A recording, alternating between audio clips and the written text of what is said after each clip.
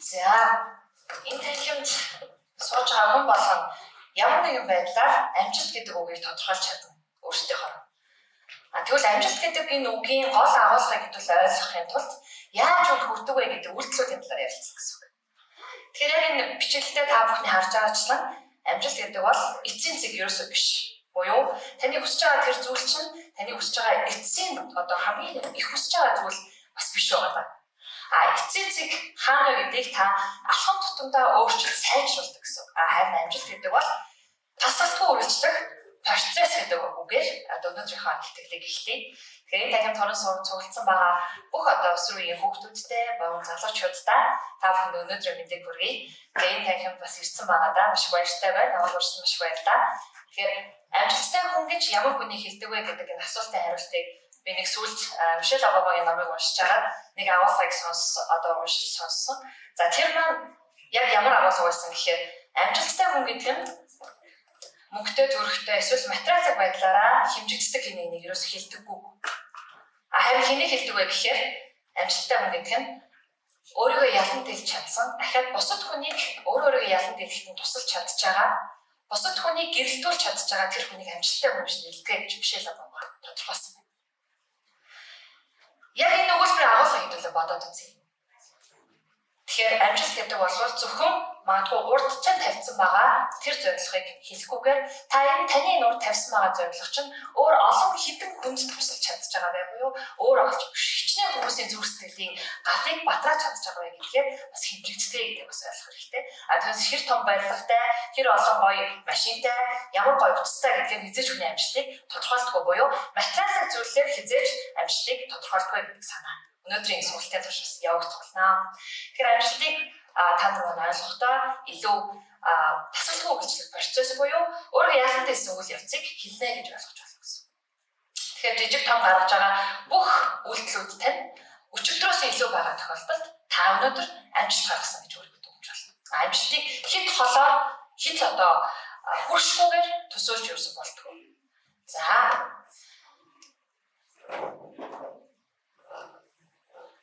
За тэгэхээр энэ дээр юу гэж байна энэ дээр? Сахилгабат гэсэн үг байна. Сахилгабат. Сахилгабатыг хэдүүл ойлгохын тулд би та нарт жишээ хуваалцъя л да. Бага хахад би 3 нас хүрээгүй байхдаа дүүтэй болсон.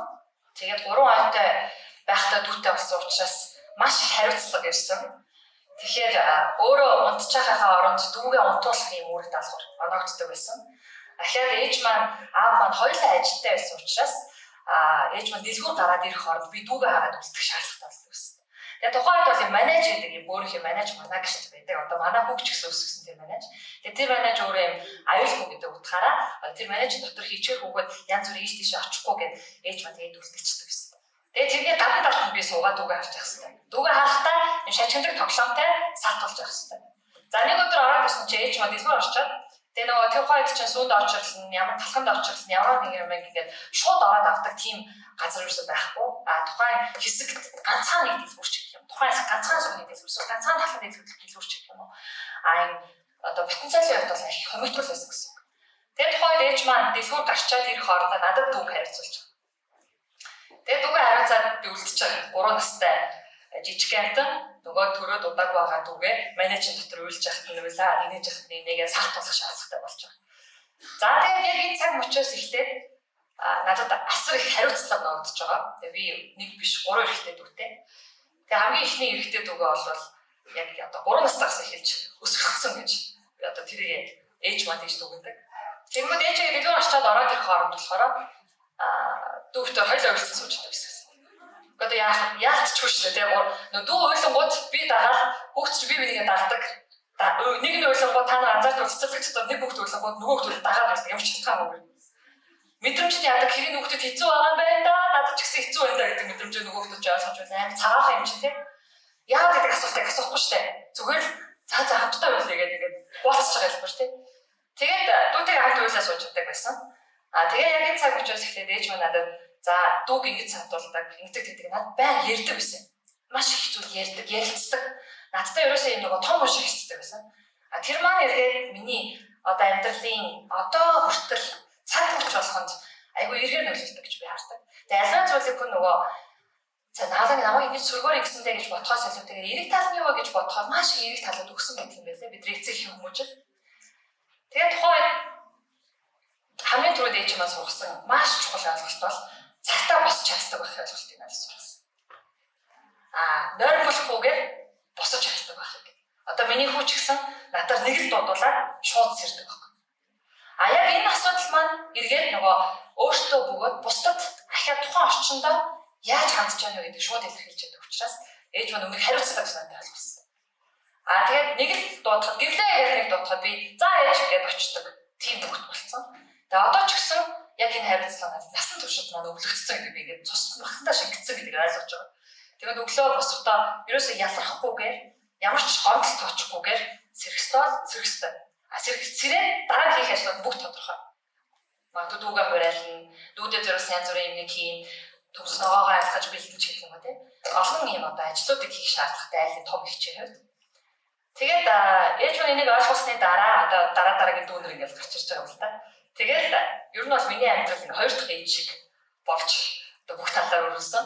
Тэгээд энэ утгаараа магадгүй айгүй эрт ингээд юм их төлөв болцсон байж магадгүй одоо энэ ингээд сэтгэл хөдлөлөө хит их гарахаас их жоохон зайс хийдэг болцсон байсан. Тэгээ энийг нөгөө талаар ингээд 30 хүрээ айгүй их зүйлдээ би нөгөө хайрцагч хийснийг ойлгосон өөрөө. Тэгэхээр нөгөө хүн өөрийнхөө нөлөөллийг буюу юу хийж чадах, юу хийж чадахгүй гэдгийг илүү өөрөө ойлгох нэг чухал буюу өөрийнхөө алдаан дээрээс үндэслэж өчигдрөөсөө илүү өнөөдөр сайн байх тухай ойлголт нь нэг чухал гэсэн. Тэгээд дараагийн ээж маань надад ойлгуулсан зүйл болохоор зөв хооллолт талаар. Тэгээд хүмүүс надаас ерөөсөө алхам тутамд асуудаг, сошиалорч асуудаг, таарах болгонд асуудаг. Яаж жингээ барьдаг вэ гэдэг асуулт. За энэ асуултын хариултыг маш энгийнээр хариулдаг. Яг та хүссэндээ хүрээ гэж ивэл маш өндөр зохион байгуулалт сахилга баттай байх хэрэгтэй гэж хариулдаг. Тэгээд сахилга бат гэдгийг олон төрлөөр бид нар хүрээлгийг харах хэрэгтэй. Тэгэхээр сахилга бат гэдэг энэ үг маань миний амьдралын бүр салшгүй хэсэг болсон учраас цагийг ягшлал баримтлах, хүнд хэлсэн бол хэлсэндээ заавал хүрдэг байх. Одоо зарим тохиолдолд уцаар унтраагаад алга болдог бол надад тийм одоо зүрх зэрэг юусоо гардаггүй. Энэ миний хариуцлага штэ гэж одоо эргээд тухайн хүнд би юу өгөх байсныгаа өнөөдөр өөр хариуцлагагүйгээс болоод яаж устгаж магадгүй гэдгээс айдаг. Тэгээд ээж маань намайг зөв хоолтод сургахтаа яадаг гэсэн гэхээр 2 цагийн зайтай багтаагаар хамталдаг гэсэн. Тэгээд багтаа их намхан хөвгт байсан. Тэгээд доороос 3 ч ихсдэг бай. Би 5 дахь анги төгсөхдөө одоо манай анги 30 хэд хөвгт 33 хөвгттэй байлаа. Тэгээд би доороос 3 ч ихсдэг байсан. Төсөөлч юм уу? Тэгээд маш намхан хөвгт байсан. Тэгээд тийм намхан байсан учраас одоо жижиг битээ хөвгт тэрөө өөрийгөө илэрхийлж чадахгүй хамгаалж чадахгүй шууд дээрлэх хөлдөг л дээ. Тэгээд одоо зарчмын дагуу би их бүлэдүүлдэг байсан. Тэгээд тэр дээрлэхдээ эргээр яаж хүлээж авах вэ гэж бодоод магадгүй эргээр хүлээж авах нөхцөлийг ээж маань бүрдүүлсэн. Тэгээд намайг өөрчилсөн нэг маш том дохио бүхий нэг үйл ажиллагаа болохдоо би тэн дээр анх тайзнаа гарч үзчихсэн. Анх тайзнаа гараад ирээдүйд хэн болох вэ тухайга хэлэх шаардлагатай байсан. Тэгээд тухайн үед хэлэхдээ болохоор би чичирч салгалж хүсмэн чайхарч ирсэн ч гэсэн би өчргөл юмтай болно гэж өөртөө хэлсэн байдаг. Яг ингэж хэлсэн цагаасаа эхлээд үйлдэл нь шал ондоо болж эхэлж байгаа. Тэгээд энэ үйлдэлүүдийг өөр болгохын тулд хамгийн чухал нөлөөсөн зүйл бол сахилга бат. Нөгөө хоол гэдэг зүйлийг хар багаасаа ээж маань 2 цагийн зайтай маш багаар ингээд хооллоод сурцсан учраас тэр маань эргээд жингээ зүг байх, ахаад нөгөө бие физиологийн динамиктай байх нөхцөлийг бүрдүүлдэг болсон. Ээж маань надад шарсан уурсан хоолноос илүүтэйгээр жигэнсэн чансан хоолнол их өгдөг байсан. Жигэнсэн лууван, жигэнсэн алим, за шүлтэй хоол, ясны шүлтэй ямар нэгэн одоо гуралтай шүлж гэдэг юм уу. Тэгээ би юу нэг хоол ерөөсөө идэх дургүй юм хөвгт байсан. Тэгээд хоол гэж хэлэн дутагдaltaд орчих гээд тэгээд ээж маань нөгөө арга нь ямар байсан гэхээр багаар ойрхон зүгээр амруу хийж яа гэдэг юм тактик барьсан юм шиг. Гэтэл тэр миний амьдралын туршид надад маш ихээр нөлөөлсөн буюу одоо бол би 2 цагийн зайтай, за ихтэй 3 цагийн зайтай өөртөө шинж жилтэй гэсэн зүйлүүдийг өглөө гэрээсээ гарахдаа цуглуулаад цүгэндээ хийдэг болсон. Одоо манай ажил мэддэг юм. Гэрлэгийн цүгнээс бүх юм гарч ирдэг. Гэрлэгийн цүгэнд байхгүй юм байхгүй. Гэрлэгийн цүгэнд бидэнд хэрэгтэй бүх юм байгаа гэдэг. Тэгэхээр ядарсан үедээ самраа идэх, цангасан үедээ усаа уух, Тэ? Хүнд одоо шууд гарч байгаа мэдрэмж тархины удирдлагаар бид нар цангаж ивэл шууд тэр цангааг тайлах хэрэгтэй. А өсөж ивэл шууд тэр одоо ямар нэгэн байдлаар тэрийг зүглэр даах хэрэгтэй. Одоо та нар маань ч гэсэн бид нар одоо энэ нэг үзэж байгаа хүмүүстэй ч гэсэн уриалахад хизээч маш хүссэн үедээ хитрхи их буюу цадтлаа идэж байгаа гэж уриалж байгаа. Цадтлаа гэдэг бол маш их одоо хортой юм үйлдэлүүдийг хотоог үйлдэж байгаа. Тэгэхээр энэ үйлдэлийг битгий хийгэй гэж хэлж байгаа. Тэгэхээр сахилгат гэдэг энэ хэсэг дээр бид нар бүх юмыг сахилгат гэж ойлгох. Суралцах байдалтай сахилгаттай бай. Одоо би нөгөө 20 минут 5 минутын одоо нөхцөлийг одоо өөртөө хэрэгжүүл. 20 минут яг суугаад төвлөрөөд 5 минут завсар. Дахиад 20 минут суугаад 5 минут завсар. Яг ингэж завсарлаж хийсний үр дүнд бүтээлчээр аливаа зүйл танилцдаг буюу магадгүй та удаан 1 цаг 2 цаг 3 цаг суухад аягүй хэцүү байдаг бол бага хугацаагаар дудаа завсарлахтай хийгээд үзээрэй гэж зөвлөж байна. Энэ тохиолдолд бүтээмж аягүй өндөр байдаг. Энэ өөрөө ном дээр бичигдсэн байгаа, судалгаар нотлогдсон байгаа. Тэр тухайн хүндэд зориулж байж болох тийм аргууд. Тэгэхээр энэ арга техникүүдийг бас аюу гой судалж байгаа гэж бас та бүхнээс уриалмаар байна. За тэгэхээр сахилгаттай холбоотойгоор аюу олон зүйлүүд ярмаар байгаа ч гэсэн ээжийнхаа надад өвлүүлсэн тэр зүйлүүдийг яах нь илүү чухал. Тэгэхээр наа урваагаад ороод ирэхэд ээж маань нэг энийг хийж болохгүй наа гэхээр ээж маань яадаг гэсэн хэрэг яаж хийж чад хийгээд байгаа юм гэдэг гэсэн. Ямар нэгэн арга гэрлээ байж байгаа. Тэгээд чи хоёр чихтэй те хоёр нүдтэй бай те агаар амсгалж байна амсгалж байна те хөл гарч хөдөлж байна хөдөлж байна. Тэгээд чи бүх талаар чамд ажиллах потенциал боломж нь байхад чи наадах залхуугаасаа эсвэл зориггүйгээс болж хийх байгаа бол энэ чамд асуудал байгаа гэсэн үг. Чи өөрөө асуудал өөрөө бод гэж хэлдэг. Энэ нэг бодлоо маш их том зоригжуулж байгаа юм хэлбэр. Тэгээд ээжийнхаа энэ үгнүүдэд би эзэж гомдож үзээгүй одоо ч үгүй баярлдаг. Тэгээд эргээд одоо бүх талаар би ээжигээ ингээд бүх талаар аюулгүй жаргалтай байлгах хичээдэг. Тэгэхээр хүний амьдралд ингээд тохиолдож болох хамгийн үнцэнтэй тэр өгүүлбэрүүдийг таны хайртай хүмүүс буюу таны ээж, таны аав, таны эгч, ах дүү тэр хүмүүс чинь танд өвжүүлэх шүү гэдэг бас гоё хэлмээр байна. Тэгээд энэ хүмүүсийн үн цэнийг бид гоё хайрлаж авах хэрэгтэй гэсэн. За одоо яахтай би нэг юм юу хуваалцъя. Түүх. За яг энэ засаж байгаа охин бол миний бүлэд үлддэг байсан үеийн зураг байгаа. Тэгэхээр яг энэ үедээ бол аргач үдээ одоо зогссон зогсолтын ч гэсэн та анзаарч байгаа тийм. Өөртөө ихтэй биш харагдаж байгаа. Харцсан өөртөө ихтэй биш, нурган өөртөө ихтэй биш. Зураг авахлахдаа яг л ийм л байсан. Гэхдээ одоо та яа ингээд харьцуулаарай. Одоо ингээд 5 дугаар ангид байсан үе, яг одоо таны өмнө зогсож байгаа үе хоёр хэр ялгаатай байгааг харьцуулаа.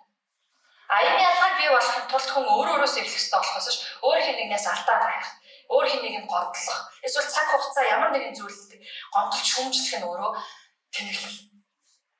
Хамгийн чухал зүйл юу гэхээр та өөрлөгөө ингэж хараад өөрийнхөө алдаатай нүүр тулаад асуудалтайгаа шууд нүүр тулах хамгийн том чухал зүйл болж байна. Тэгээ энэ манай найзууд бид нар ингээд өөрсдөө тодорхойлж ирээдүгөө тодорхойлж бичсэн 2003 онд онцлог хугацаанд харагдаж байгаа бох тий. Би энийг бараг 7-8 жилийн өмнө авсан захидлыг. Тэгээ би өөрөө шоконд орчихсон. Ямар сони юм бэ? Миний зорилго бэлдсэн байна. Тэгээд тухайд найзууд маань хүртэл намайг би нэг загварсгч болноо гэж хэлж байхад найзууд маань надад итгэсэн байхгүй. Гэрлээ загварсгч урлын болох юм байна. Гэт бичсэн тэр зүйл нь би дараа 20 жилийн дараа болоход бэлдсэн байгааг нь хараад би бүр өөрөө шоконд орчихсон байна. Тэгэхээр хүний тарих яаж ажилладаг гэхээр төсөөлсөн байгаа зүйлийн төлөө тийм болдог. Та тархиндаа эерэг төсөөлөл үүсэх юм бол эерэг зүйлийг л татна. Буюу зорилго чинь биелэх боломжтой гэдгийг та төсөөлж байгаа. Харин болохгүйгээр те за би ч угаасаа чадахгүй дээ ч гэх юм уу. За би ч ийм хүн биш те. Би угаасаа ингэхгүй дээ ч гэх юм. Ингээд бодоод хэлэх юм бол угаасаа биелэхгүй. Айгу ойлгомжтой. Тэгэхээр тархины үйл ажиллагаагаа хүн өөрөө удирддаг. Тэгэхээр удирдахдаа эерэг рүү нь явуулах уу, сүрэг рүү нь явуулах гэдэг таны шийдвэр гэсэн. За энэ дээр манай найзууд хэлсэн байгаа энэ хэсэг би хэлсэн 2003 онд биччихсэн энэ бичвэр маань ингээд бэлдсэн байгаа. Энэ араас нэг 10 жилийн өмнө дахиад том зорилго тавьсан. Би маш гоё гэр бүлтэй олондоо гэж зорилго тавьсан юм. Тэгээ яг одоо бол их жаргалтай амьдарч байгаа. Тэгээ энэ жаргалаа юу гэдгийг бүх хүн ийм жаргалтай байх боломжтой гэж хэлдэг. Яагаад гэвэл та тэрийг ямар байхыг төсөөлж чадах юм бол буюу яг тэрэндээ зорилго өөргөө бэлтгэх юм болсон. Та өөрөө боловсралтай, та өөрөө өөртөө хайртай, та өөрийгөө өгнөж чаддаг, та өөрийнхөө үн цэнийг мэддэг ахиад алтаанаасаа суралцаж чаддаг, мэддэггүй гэдгээ мэддэг байх юм бол танд ирэх ёстой бүх юм чигэрдэг. Энийг бид нар хүлээн зөвшөөрөхгүй нүүр тулахгүй байх тусам асуудал яах вэ? Дандаа таны эсрэг яваад байгаа юм шиг мэдрэмж авдаг гэсэн. Харин яг энэ тохиолдолд хүмүүс юу гэдэг гэхээр гомдлдог гэсэн. Тэгэхээр гомдлож ирсэн цагаас эхлээд бид нар аливаа зүйлд дандаа хаалт тавиад байгаа буюу урталтаа дандаа саад бартаг нэмжигдэг. Олон саад бартаг яаж давж гардаг? Тэр чинь байх болохгүй шүү дээ. Давж гардаг арга ухаан нь та өөрийнхөө өчигдрөөс илүү байж байгаа юм. Тэгэхээр хүүхдүүдэд ер нь хүмүүс гоё уриалмаар байгаа нь өчигдрийнхаа ялагч бай. Өнөөдөр өчигдрөөс илүү бай. Өчигдөр чадахгүй байсан зүйлээ өнөөдөр чаддаг болохын тулд үйлдэл хий. Хийсэн үйлдэлээ татамжтай болгох. Судалгаа байна л да. Судалгаан дээр бол энэ судалгаан дээр 31 өдөр давтахаар буюу 22-оос 61 өдрийн хугацаатай хүн давтамжтай албан зүйлийг хийхээр энэ өөрөө зуршил болдог. Зуршил болж байгаа тохиолдолд та үнийг амьдралын өдрөөс олдохгүй. Одоо яг миний өглөө цагтаа босдог гэдэг шиг. Эсвэл хоолыг 2 цагийн зайтай баг иддэг гэдэг шиг. Яг энэ маань эргээд төрсний дараа би 25 кг нэмсэн ч эргээд тэрийгэ хасах боломж нь 3 сар явчихсан. Тэгэхээр бүх боломж одоо хүн болгоны бие физиологи өөр гэхдээ яг өөртөө тохирсон зүйлийг тавуулах хэрэгтэй. Хин нэгэн таарсан зүйл дахиад өөрөнд таах гэж боддог. Гэхдээ судалгаагаар сэтгэл зүйчид бол 22-оос 61 оны хугацаанд тасалдгүй альвааны зүйлийг хийгээд дунджаа 31 хоног та тасалдгүй альвааны сайн үйлдэлийг давтамжтай хийсэн байхад энэ өөрөө зуршил болоод энэ зуршил таны амьдралаас эзэн салхаа болчихдог буюу генэд ч бичигдчихэж байгаа гэсэн. Ингээд бичигдсэн тохиолдолд та хүүхдүүдэд хүртэл өвлүүлнэ. Буюу та өөрийнхөө хийдэг зүйлийг хэд хүүхдээс хүртэл шаарддаг гэсэн. Энэ эргээд тухайн хүүхдүүд одоо амьдрал ч гэсэн маш хэрэгтэй. Тэгэхээр магадгүй миний хөө өглөө нэгэн дуудуулаас сэрдэг нь одоо магадгүй би тэгмээр маш их бахархаж байгаа гэсэн. За тэгэхээр энэ ч бол одоо Сахилгатын үрдүүд амжилтанд хүрсэн хүмүүсийн жишээ. Зүгээр л жишээ. Дэлхийд дээр яг ингэж амжилтанд хүрсэн хүмүүс асар олон байна. Амжилт гэдэг нь тасалдгүй үйлчлэг процесс болохоос ш алсын том харсан байгаа зүйлдээ хизээ нэгэн цагт хүрэндэ гэдэг бодол биш. Яг тэр зорилгын хандлаа та өдөр болго ямар үйлдэл хийсэн бэ гэдэг чинь таны амжилт гэсэн үг.